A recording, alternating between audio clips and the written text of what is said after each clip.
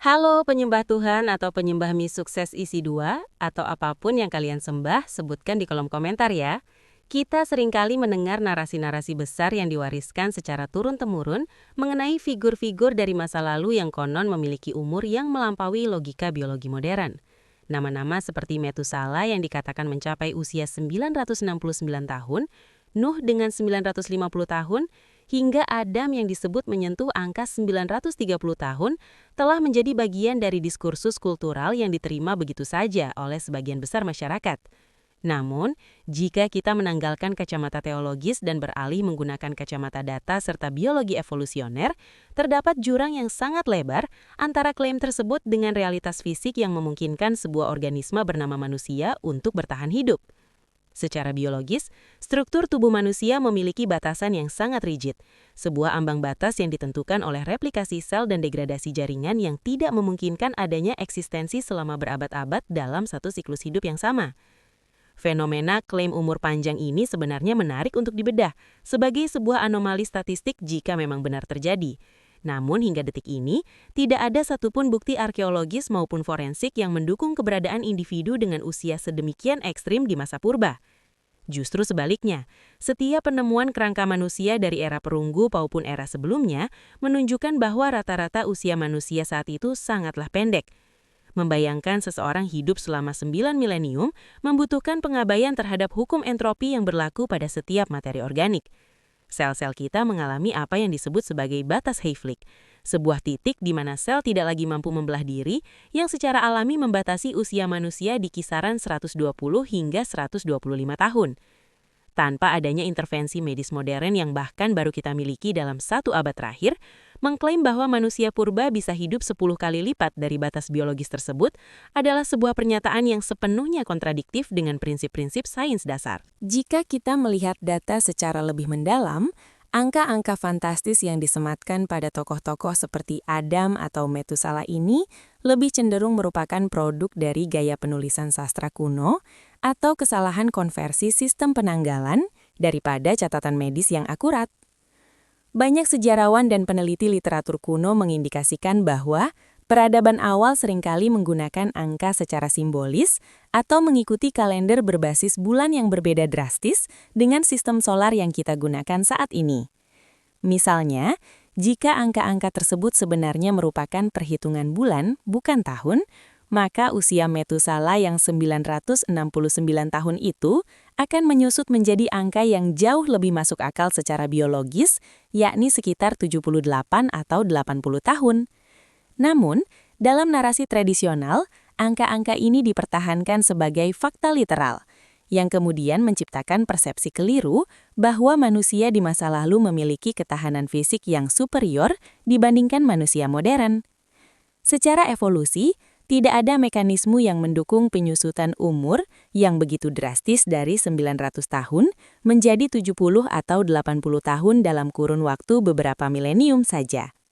Perubahan genetik sebesar itu membutuhkan waktu jutaan tahun, bukan ribuan tahun. Data yang kita miliki saat ini, mulai dari analisis DNA purba hingga pemeriksaan struktur tulang pada sisa-sisa pemukiman kuno, secara konsisten menunjukkan bahwa nenek moyang kita justru menghadapi tantangan lingkungan yang membuat harapan hidup mereka sangat rendah. Malnutrisi, infeksi bakteri tanpa antibiotik, serta predator alami membuat probabilitas seseorang untuk mencapai usia 100 tahun di masa itu hampir nol, apalagi mencapai 900 tahun. Data menunjukkan bahwa rata-rata harapan hidup manusia pada zaman besi atau perunggu hanya berkisar antara 25 hingga 35 tahun. Angka ini seringkali disalahpahami sebagai semua orang mati muda, padahal ini adalah rata-rata yang ditarik turun oleh tingginya angka kematian bayi. Namun tetap saja, mencapai usia lanjut di masa itu adalah sebuah kelangkaan medis, bukan norma yang bersifat masif. Keberadaan tokoh-tokoh dengan usia tidak masuk akal ini juga seringkali disejajarkan dengan mitologi-mitologi dari peradaban lain, seperti daftar raja-raja Sumeria atau Sumerian King List yang mengklaim raja-raja mereka memerintah selama puluhan ribu tahun. Pola ini menunjukkan adanya kecenderungan manusia purba untuk mengagungkan masa lalu dengan memberikan atribut-atribut supranatural kepada para pendahulu mereka, guna melegitimasi otoritas atau nilai moral tertentu. Dari sudut pandang sains, ini adalah bentuk hiperbola naratif. Tubuh manusia adalah mesin biologis yang sangat rentan terhadap stres oksidatif. Setiap detik, oksigen yang kita hirup, meski esensial bagi kehidupan, juga secara perlahan merusak komponen seluler melalui radikal bebas. Tanpa mekanisme perbaikan DNA tingkat lanjut yang baru mulai kita pahami di era genomik ini, sangat mustahil bagi jaringan lunak, sendi, dan sistem kardiovaskular manusia purba untuk bertahan menghadapi kerusakan akumulatif selama berabad-abad. Mari kita bandingkan dengan data harapan hidup yang terverifikasi secara ilmiah di era modern. Seiring dengan kemajuan sains, sanitasi, dan nutrisi, kita melihat tren yang justru terbalik dari klaim-klaim kuno tersebut. Harapan hidup manusia secara global terus meningkat secara linear sejak revolusi industri. Pada tahun 1800-an, harapan hidup rata-rata di dunia bahkan belum menyentuh angka 40 tahun. Baru setelah penemuan vaksin, pemahaman tentang kuman oleh Louis Pasteur, dan pengembangan penisilin, angka ini melonjak drastis.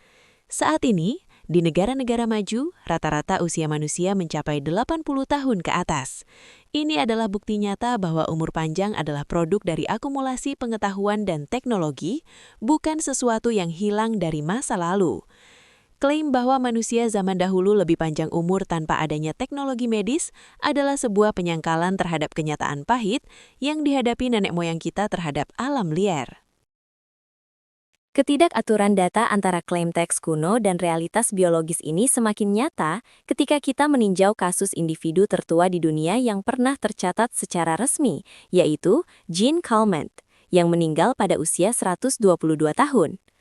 Setiap tahun setelah usia 110 tahun, probabilitas seseorang untuk bertahan hidup ke tahun berikutnya menurun secara drastis hingga mencapai titik yang hampir mustahil secara statistik. Jika ada manusia yang bisa hidup hingga 900 tahun, maka struktur seluler mereka pastilah sangat berbeda dengan Homo sapiens yang kita kenal sekarang. Mereka harus memiliki sistem regenerasi telomer yang tak terbatas dan ketahanan terhadap kanker yang tidak mungkin terjadi secara alami tanpa rekayasa genetika tingkat tinggi. Oleh karena itu, mempertahankan argumen bahwa usia-usia tersebut adalah fakta sejarah merupakan sebuah langkah mundur bagi nalar intelektual kita yang telah dibentuk oleh metode empiris selama berabad-abad. Jika kita menelaah lebih jauh, terdapat sebuah pola menarik dalam narasi-narasi kuno ini yang seringkali diabaikan oleh mereka yang hanya menerima teks secara literal. Ada semacam degradasi umur yang sistematis seiring berjalannya kronologi cerita. Mulai dari Adam yang mencapai 930 tahun, kemudian berlanjut ke figur-figur seperti Jared yang mencapai 962 tahun, hingga puncaknya pada Metusala. Namun setelah peristiwa besar seperti narasi banjir bandang, angka-angka ini mulai merosot tajam. Abraham tercatat hanya mencapai 175 tahun dan Musa berakhir di angka 120 tahun. Secara sastra, ini adalah perangkat naratif yang cerdas untuk menggambarkan sebuah kemunduran spiritual atau hilangnya berkah dari entitas ilahi. Namun secara biologis, fenomena penyusutan umur yang begitu drastis dalam beberapa generasi adalah sebuah kemustahilan evolusi. Tidak ada mekanisme genetik yang mampu menjelaskan bagaimana sebuah spesies kehilangan 90% kapasitas hidupnya dalam waktu yang relatif sangat singkat tanpa adanya mutasi massal yang merusak, yang alih-alih hanya memperpendek umur, justru akan memusnahkan spesies tersebut secara keseluruhan. Secara mekanis, tubuh manusia memiliki jumlah detak jantung yang terbatas secara statistik. Hampir semua mamalia memiliki rata-rata 1 miliar detak jantung dalam masa hidup mereka. Manusia modern, berkat kemajuan nutrisi dan gaya hidup, berhasil melampaui angka ini hingga 2 atau 3 miliar detak. Untuk seorang Metusala mencapai usia 969 tahun, jantungnya harus berdetak dengan efisiensi yang melampaui segala hukum termodinamika yang kita pahami. Atau dia harus hidup dalam kondisi metabolisme yang sangat lambat, hampir seperti hibernasi abadi, yang tentu saja bertentangan dengan deskripsi mereka sebagai tokoh-tokoh aktif yang membangun peradaban dan memiliki keturunan. Pertumbuhan seluler juga menjadi ganjalan besar. Kanker pada dasarnya adalah penyakit statistik. Semakin lama sebuah organisme hidup, semakin besar kemungkinan terjadi mutasi pada replikasi sel yang berujung pada tumor ganas. Tanpa sistem perbaikan DNA yang sempurna, sesuatu yang tidak dimiliki oleh Homo sapiens manapun di era manapun, hidup selama 9 abad berarti membiarkan tubuh menjadi sarang bagi ribuan mutasi seluler yang mematikan. Seringkali muncul argumen dari lingkaran apologetik bahwa kondisi lingkungan di masa lalu jauh lebih ideal, dengan kadar oksigen yang lebih murni atau perlindungan atmosfer yang lebih kuat terhadap radiasi. Namun, argumen ini justru menjadi senjata makan tuan bagi mereka. Kadar oksigen yang terlalu tinggi justru bersifat toksik dan mempercepat stres oksidatif pada sel, yang secara paradoks malah akan mempercepat proses penuaan, bukan memperlambatnya. Selain itu, catatan geologi dari sampel es purba dan sedimen tanah tidak menunjukkan adanya perbedaan komposisi atmosfer yang sedemikian ekstrim dalam kurun waktu 10.000 tahun terakhir, yang mampu memicu lonjakan umur manusia hingga 10 kali lipat. Apa yang kita temukan justru adalah bukti adanya parasit, bakteri, dan tantangan iklim yang konstan. Jadi bayangan tentang sebuah dunia purba yang sempurna hanyalah konstruksi romantis yang tidak memiliki dasar pada data geokimia maupun biologi molekuler. Mari kita lihat beberapa contoh lain yang jarang dibahas, namun tak kalah absurdnya. Ada nama-nama seperti Enos yang disebut hidup hingga 905 tahun, atau Kenan yang mencapai 910 tahun. Jika kita memplot angka-angka ini ke dalam sebuah grafik, kita tidak akan menemukan kurva biologis yang masuk akal, melainkan sebuah garis datar yang tiba-tiba anjlok. Dalam dunia data, ini adalah indikator kuat adanya manufaktur angka untuk tujuan simbolis. Dalam budaya timur dekat kuno, angka-angka tertentu dianggap memiliki nilai kesucian atau kelengkapan. Misalnya penggunaan angka yang merupakan kelipatan dari angka dasar tertentu sering digunakan untuk menunjukkan kehormatan atau status sang tokoh. Jadi, angka 900-an tersebut kemungkinan besar bukan representasi dari durasi waktu rotasi bumi mengelilingi matahari, melainkan sebuah kode budaya yang menyatakan bahwa individu tersebut adalah sosok yang sangat penting atau berhikmat tinggi. Mengambil angka ini sebagai durasi biologis adalah sebuah kesalahan kategori yang fatal, seperti mencoba mengukur berat sebuah benda menggunakan satuan derajat Celcius.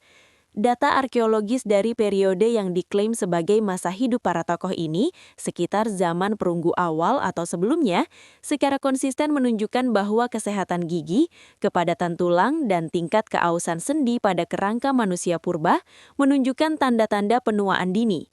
Pada usia yang kita anggap sebagai usia parubaya saat ini, yaitu 40 atau 50 tahun, manusia di masa itu sudah menunjukkan degradasi fisik yang sangat parah akibat kerja fisik yang berat dan infeksi yang tidak terobati. Tidak ditemukan satupun fosil atau mumi dari era manapun yang memiliki karakteristik biologis yang menunjukkan kapasitas untuk hidup lebih dari 120 tahun. Klaim tentang usia ratusan tahun ini murni berada di ranah tekstual, tanpa ada satupun jejak fisik di permukaan bumi. Secara saintifik, jika sebuah fenomena diklaim terjadi secara masif dalam sebuah populasi, namun tidak meninggalkan jejak biologi sedikit pun, maka fenomena tersebut lebih tepat diklasifikasikan sebagai mitos atau alegori, bukan sejarah medis. Selain itu, pertimbangkan aspek sosiologis dari usia reproduksi. Dalam teks-teks tersebut, tokoh-tokoh ini seringkali disebutkan baru mulai memiliki anak pada usia yang sangat lanjut, seperti 70, 100, atau bahkan 500 tahun. Secara biologis, sistem reproduksi manusia, terutama pada wanita, memiliki jam biologis yang sangat ketat. Oosit atau sel telur memiliki masa kedaluarsa, dan kualitas sperma pun menurun drastis seiring bertambahnya usia akibat akumulasi mutasi germinal. Mengklaim bahwa manusia purba bisa hidup hingga 900 tahun tanpa antibiotik, tanpa bedah darurat, dan tanpa pemurnian air, maka sains medis modern adalah sebuah kesia-siaan. Namun kenyataannya menunjukkan sebaliknya. Setiap langkah kemajuan dalam bioteknologi dan farmakologi secara langsung berkorelasi dengan peningkatan umur kita. Mengagungkan umur panjang para tokoh kuno yang tak berdasar data hanya akan mengaburkan apresiasi kita terhadap perjuangan intelektual manusia dalam menaklukkan keterbatasan fisiknya melalui metode ilmiah yang nyata.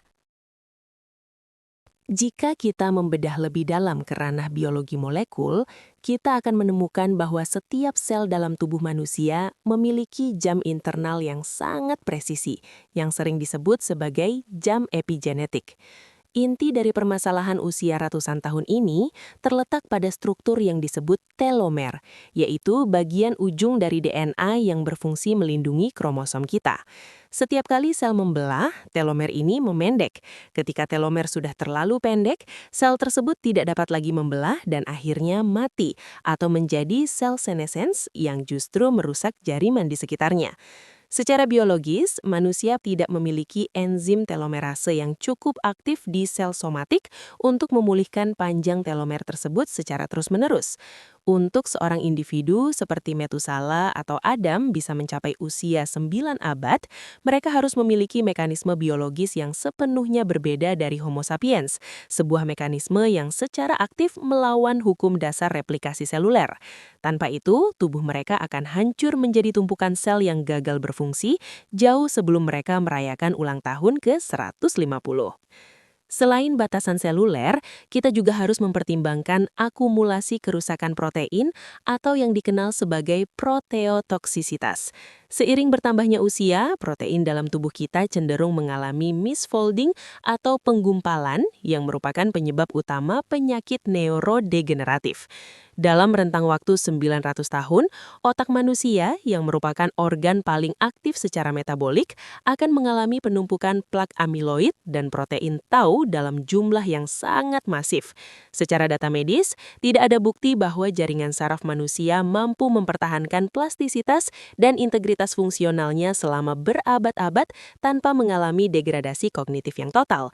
Jadi, narasi tentang tokoh-tokoh ini yang masih mampu memberikan wejangan, memimpin umat, atau membangun bahtera raksasa di usia senja mereka adalah sebuah anomali biokimia yang tidak memiliki landasan empiris sama sekali. Argumen yang sering diajukan untuk mendukung usia fantastis ini adalah adanya kemurnian genetik di masa awal manusia yang kemudian tercemar. Namun dalam ilmu genetika populasi, konsep ini justru terbalik. Populasi awal yang kecil justru sangat rentan terhadap inbreeding depression atau penurunan kualitas genetik akibat perkawinan sedarah, yang seharusnya memperpendek usia, bukan memperpanjangnya. Data genomik dari sisa-sisa manusia purba menunjukkan bahwa mereka membawa beban mutasi yang cukup signifikan, mirip dengan manusia modern. Tidak ada jejak gen umur panjang yang hilang secara misterius dari kolam genetik manusia. Sebaliknya, apa yang kita lihat dalam catatan fosil adalah konsistensi struktur biologis yang menunjukkan bahwa batas maksimal usia manusia selalu berada di kisaran yang sama. Namun, probabilitas untuk mencapainya di masa lalu sangatlah kecil karena faktor eksternal. Jika kita melihat perbandingan dengan organisme lain yang memang memiliki umur panjang, seperti hiu Greenland atau kura-kura raksasa Aldabra, mereka semua memiliki satu kesamaan: metabolisme yang sangat lambat dan lingkungan hidup yang sangat stabil serta dingin.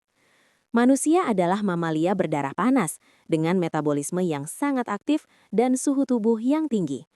Aktivitas metabolisme ini menghasilkan produk sampingan berupa radikal bebas yang secara konstan membombardir DNA kita. Untuk hidup selama 900 tahun dengan tingkat aktivitas seperti manusia, tubuh tersebut akan membutuhkan sistem antioksidan endogen yang jutaan kali lebih efisien daripada yang kita miliki sekarang. Secara data termodinamika, mempertahankan organisasi biologis yang begitu kompleks seperti tubuh manusia selama hampir 1 milenium di lingkungan yang tidak terkendali adalah sebuah kemustahilan yang nyata. Mari kita tinjau pula dari sisi ketersediaan nutrisi di masa kuno. Tokoh-tokoh seperti Nuh atau Set hidup di era di mana pertanian masih sangat primitif dan pemahaman tentang mikronutrien belum ada. Defisiensi vitamin, mineral, dan akses terhadap air bersih adalah masalah harian. Tanpa suplementasi modern dan pengawetan makanan yang higienis, tubuh manusia akan lebih cepat mengalami penuaan akibat malnutrisi kronis. Sangat kontradiktif jika dikatakan bahwa orang-orang yang hidup di tengah ancaman kelaparan, wabah penyakit yang tidak teridentifikasi, dan sanitasi yang buruk justru memiliki umur yang 10 kali lebih panjang daripada manusia modern yang hidup di lingkungan yang terkontrol secara medis. Data sejarah kesehatan masyarakat menunjukkan bahwa setiap kali sebuah populasi mengalami perbaikan nutrisi dan kebersihan, angka harapan hidup mereka naik, bukan turun. Hal ini membuktikan bahwa umur panjang adalah variabel yang sangat bergantung pada kemajuan peradaban dan sains. Banyak pula yang mencoba melakukan kompromi dengan mengatakan bahwa tahun yang digunakan dalam teks kuno merujuk pada siklus musim yang lebih pendek. Namun, jika kita menggunakan logika tersebut secara konsisten pada seluruh teks, maka usia para tokoh tersebut saat mulai memiliki anak akan menjadi sangat tidak masuk akal, yakni pada usia yang setara dengan balita atau anak kecil dalam hitungan tahun solar modern. Ketidakkonsistenan ini menunjukkan bahwa angka-angka tersebut adalah konstruksi literasi yang bertujuan untuk memberikan kesan keabadian dan otoritas moral, bukan sebuah laporan medis tentang daya tahan tubuh manusia terhadap lingkungan biotik. Lanjut ke aspek patologi. Keberadaan virus dan bakteri telah ada jauh sebelum manusia muncul. Tanpa adanya konsep teori kuman atau germ theory yang baru ditemukan di abad ke-19, manusia purba hidup dalam ketidaktahuan total terhadap musuh-musuh mikroskopis mereka. Sebuah luka kecil atau infeksi pernapasan ringan bisa dengan mudah menjadi vonis mati. Bagaimana mungkin seseorang bisa bertahan hidup selama 900 tahun tanpa pernah sekalipun menyerah pada sepsis, pneumonia, atau infeksi parasit yang endemik di wilayah timur dekat kuno? Secara statistik, probabilitas untuk terhindar dari penyakit mematikan selama 9 abad tanpa bantuan medis modern adalah mendekati 0. Hal ini semakin mempertegas bahwa angka-angka tersebut adalah konstruksi literasi yang bertujuan untuk memberikan kesan keabadian dan otoritas moral, bukan sebuah laporan medis tentang daya tahan tubuh manusia terhadap lingkungan biotik. Jika kita beranjak dari skala molekuler ke skala makroskopis, kita harus mempertimbangkan integritas mekanis dari kerangka manusia. Tulang kita bukanlah materi yang statis. Mereka adalah jaringan hidup yang terus-menerus mengalami proses renovasi melalui aktivitas osteoblas dan osteoplas. Namun, proses ini memiliki batas efisiensi. Selama masa hidup yang normal, sendi-sendi kita mengalami keausan mekanis yang tak terelakkan, yang kita kenal sebagai osteoartritis. Bayangkan tekanan pada tulang rawan lutut atau cakram tulang belakang selama 900 tahun gravitasi bumi bekerja. Secara data biomekanik, tulang rawan manusia tidak memiliki kemampuan regeneratif yang cukup untuk bertahan selama itu tanpa mengalami degradasi total yang akan membuat individu tersebut lumpuh total dalam 1 atau 2 abad pertama. Tidak ada dalam catatan fosil manusia purba yang menunjukkan adanya adaptasi struktural seperti kepadatan tulang yang luar biasa atau komposisi sendi yang berbeda yang memungkinkan mobilitas selama berabad-abad. Sebaliknya, sisa-sisa kerangka dari era tersebut justru menunjukkan tanda-tanda kerja fisik yang sangat berat dan penuaan tulang yang terjadi jauh lebih cepat daripada manusia modern yang memiliki gaya hidup lebih sedentari. Kesenjangan antara narasi dan realitas fisik ini juga terlihat sangat jelas ketika kita membandingkan kronologi usia tersebut dengan perkembangan teknologi peradaban. Jika tokoh-tokoh ini memang hidup selama hampir 1 milenium, kita seharusnya melihat akumulasi pengetahuan dan inovasi teknik yang sangat masif dalam satu masa hidup individu tersebut. Namun, data arkeologi menunjukkan bahwa kemajuan teknologi di zaman batu hingga zaman perunggu terjadi dengan sangat lambat, mencakup ribuan tahun hanya untuk beralih dari satu jenis perkakas ke jenis lainnya. Secara kognitif, seorang manusia yang hidup selama 900 tahun seharusnya menjadi gudang ilmu pengetahuan yang akan mempercepat revolusi industri ribuan tahun lebih awal. Kenyataannya, pola perkembangan budaya manusia tetap mengikuti kurva belajar populasi yang memiliki pergantian generasi setiap 20-30 tahun. Hal ini membuktikan bahwa transmisi pengetahuan terjadi melalui suksesi generasi yang cepat, bukan melalui bimbingan dari individu-individu abadi yang mengawasi peradaban selama berabad-abad. Mari kita perhatikan juga transisi yang sangat mencurigakan dalam catatan teks kuno dari usia fantastis menuju usia historis. Ada sebuah titik di mana angka-angka tersebut tiba-tiba turun drastis dan mulai selaras dengan harapan hidup manusia yang kita kenal dalam catatan sejarah yang terverifikasi. Transisi ini biasanya bertepatan dengan masa di mana tradisi lisan mulai beralih menjadi tradisi tulisan yang lebih sistematis. Dalam analisis data historis, ini adalah pola klasik dari sebuah mitos yang mencoba menghubungkan dirinya dengan sejarah nyata. Para penulis kuno menggunakan angka besar untuk menjembatani kekosongan pengetahuan mereka tentang masa lalu yang jauh, menciptakan ilusi kesinambungan antara era dewa-dewa atau pahlawan dengan era manusia biasa. Jika kita melihat daftar raja dari berbagai peradaban, mulai dari Mesir hingga Tiongkok, pola yang sama terulang.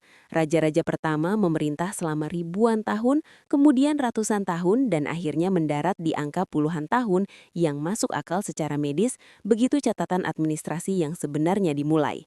Ini adalah bukti kuat bahwa angka-angka tersebut adalah produk dari inflasi naratif, bukan data biometrik. Dari perspektif epidemiologi, klaim tentang umur panjang tanpa adanya sistem kesehatan publik yang canggih adalah sebuah anomali statistik yang luar biasa. Di masa lalu, penyebab utama kematian bukanlah penuaan alami, melainkan trauma fisik, infeksi bakteri, dan parasit.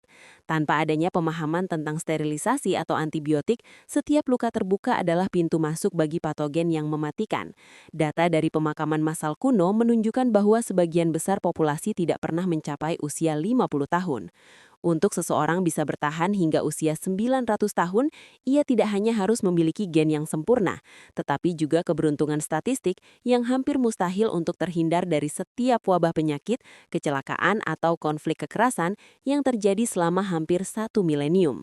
Secara probabilitas, peluang seorang individu untuk bertahan dalam lingkungan liar tanpa bantuan medis modern selama 900 tahun adalah 1/triliun, angka yang secara praktis berarti mustahil terjadi dalam skala populasi manusia yang terbatas di masa itu. Selain itu, kita perlu membahas tentang kesehatan gigi yang seringkali menjadi indikator terbaik untuk menentukan usia dan kualitas hidup manusia purba.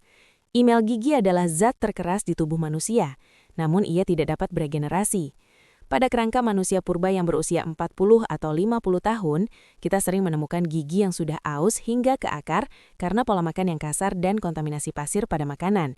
Jika seseorang hidup hingga 900 tahun, gigi mereka akan habis terkikis dalam 100 tahun pertama, menyisakan mereka tanpa kemampuan untuk mengunyah makanan selama 8 abad berikutnya. Mengingat tidak adanya teknologi gigi palsu yang fungsional di era tersebut, kelaparan akibat hilangnya fungsi gigi akan menjadi penyebab kematian yang jauh lebih cepat daripada penuaan itu sendiri.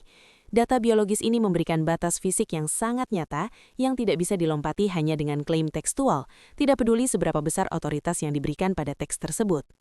Fenomena Golden Age Syndrome atau kerinduan akan masa lalu yang sempurna adalah bias psikologis yang sangat kuat di hampir setiap peradaban manusia. Kita cenderung memproyeksikan kualitas-kualitas yang tidak kita miliki saat ini ke masa lalu yang kabur untuk memberikan makna pada penderitaan saat ini. Dengan mengklaim bahwa nenek moyang kita hidup ratusan tahun, kita menciptakan narasi tentang kejatuhan atau hilangnya kemurnian, yang secara sosiologis berfungsi untuk mengontrol perilaku masyarakat melalui rasa bersalah atau nostalgia. Namun data empiris justru menceritakan kisah yang sebaliknya. Kisah tentang perjuangan spesies manusia yang berangkat dari kehidupan yang buruk, kasar, dan singkat menuju kehidupan yang lebih panjang dan sehat melalui kekuatan nalar dan sains. Menghargai data berarti mengakui bahwa kita saat ini hidup di era terbaik dalam sejarah manusia, dalam hal durasi dan kualitas hidup, bukan terjebak dalam mitos tentang masa lalu yang secara biologis tidak pernah ada. Jika kita melihat kurva harapan hidup manusia selama 10.000 tahun terakhir, garisnya hampir datar di angka 20-30 tahun hingga terjadi lonjakan vertikal pada abad ke-19 dan ke-20. Lonjakan ini bukan disebabkan oleh kembalinya berkah yang hilang, melainkan oleh penemuan vaksin, pembersihan sistem drainase kota, dan pemahaman tentang nutrisi mikro. Data ini menunjukkan bahwa umur panjang manusia adalah variabel yang dapat dimanipulasi melalui intervensi lingkungan dan medis, bukan sesuatu yang bersifat inheren atau mistis. Setiap tambahan tahun dalam rata-rata umur manusia modern dicapai melalui riset laboratorium yang melelahkan dan kebijakan kesehatan publik yang ketat. Membandingkan pencapaian nyata ini dengan angka-angka imajiner dari teks kuno, bukan hanya tidak saintifik, tetapi juga merendahkan martabat ribuan ilmuwan yang telah mendedikasikan hidup mereka untuk memperpanjang usia manusia secara nyata di dunia fisik. Jika kita mencoba mencari pembenaran atas angka-angka ini melalui lensa probabilitas statistik, kita akan segera menemui jalan buntu yang sangat nyata. Dalam statistika, sebuah fenomena yang terjadi berulang kali dalam sebuah populasi, seperti klaim bahwa seluruh garis keturunan dari Adam hingga Nuh hidup di atas 900 tahun, seharusnya meninggalkan distribusi data yang jelas. Namun, apa yang kita temukan dalam catatan sejarah dan arkeologi adalah sebuah anomali tunggal yang hanya muncul dalam teks tanpa ada korelasi dengan data populasi di sekitarnya. Ini mengindikasikan adanya apa yang disebut sebagai bias penyintas atau survivor bias yang ekstrim, di mana narasi hanya menyoroti sosok-sosok super untuk menciptakan efek psikologis tertentu pada pembacanya. Namun, secara biologis, bahkan jika ada satu individu yang secara genetik mampu hidup lebih lama, kemampuannya untuk menurunkan sifat tersebut secara stabil hingga ribuan tahun tanpa adanya degradasi genetik adalah sesuatu yang bertentangan dengan hukum hereditas Mendel. Data genetika modern menunjukkan bahwa variasi umur dalam sebuah spesies biasanya hanya berkisar di angka 10 hingga 20% dari rata-rata, bukan 1000% seperti yang diklaim dalam teks-teks tersebut. Selain itu, penting bagi kita untuk menelaah bagaimana persepsi manusia tentang waktu telah berevolusi. Di masa lalu, sebelum adanya standarisasi jam atom atau kalender Gregorian yang presisi, penghitungan waktu seringkali bersifat subjektif atau berbasis pada peristiwa-peristiwa alam yang tidak konsisten. Banyak peradaban kuno, termasuk di Mesopotamia, menggunakan sistem seksagesimal atau basis 60, yang seringkali disalahartikan saat diterjemahkan ke dalam sistem desimal modern. Hal ini seringkali menyebabkan angka-angka yang seharusnya merupakan representasi dari periode yang lebih pendek, membengkak menjadi angka-angka ribuan tahun.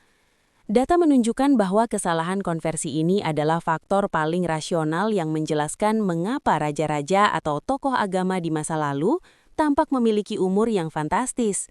Namun, bagi mereka yang tidak menggunakan pendekatan saintifik, angka-angka hasil kesalahan konversi ini justru dianggap sebagai kebenaran mutlak yang harus dipertahankan, meskipun hal itu mengharuskan mereka untuk mengabaikan seluruh hukum biokimia yang mengatur kehidupan seluler kita. Perbandingan dengan kerajaan hewan juga memberikan perspektif yang sangat kontras. Organisme yang hidup sangat lama, seperti kerang Arctica islandica yang bisa mencapai 500 tahun, memiliki tingkat metabolisme yang sangat rendah dan hidup di lingkungan yang stabil secara termal di dasar laut yang dingin. Manusia di sisi lain adalah organisme dengan otak besar yang membutuhkan asupan energi konstan dan menghasilkan panas tubuh yang signifikan. Aktivitas kognitif yang tinggi dan metabolisme mamalia kita adalah pedang bermata dua. Mereka memungkinkan kita untuk menjadi spesies yang dominan, tetapi mereka juga mempercepat proses penuaan melalui kerusakan oksidatif yang masif. Data fisiologis menunjukkan bahwa tidak ada cara bagi mamalia berukuran manusia dengan tingkat aktivitas otak yang tinggi untuk hidup selama 900 tahun tanpa mengalami kerusakan jaringan yang irreversibel. Klaim bahwa manusia purba memiliki metabolisme yang berbeda tanpa adanya perubahan struktur fisik adalah sebuah spekulasi tanpa dasar data yang kuat.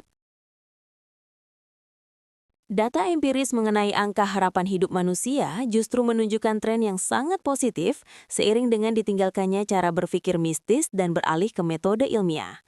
Selama ribuan tahun, ketika manusia mengandalkan doa dan ramuan tradisional untuk menyembuhkan penyakit, angka harapan hidup rata-rata tetap stagnan di bawah 40 tahun. Lonjakan nyata baru terjadi ketika sains mengambil alih. Penemuan tentang kuman oleh Robert Koch dan Louis Pasteur, serta pengembangan teknik pembedahan yang steril secara instan menaikkan rata-rata umur manusia di seluruh dunia. Jika memang ada rahasia umur panjang di masa lalu yang bersifat non-saintifik, seharusnya kita melihat penurunan angka harapan hidup saat manusia mulai beralih ke obat-obatan kimia dan teknologi medis. Namun, realitas data menunjukkan hal yang sebaliknya.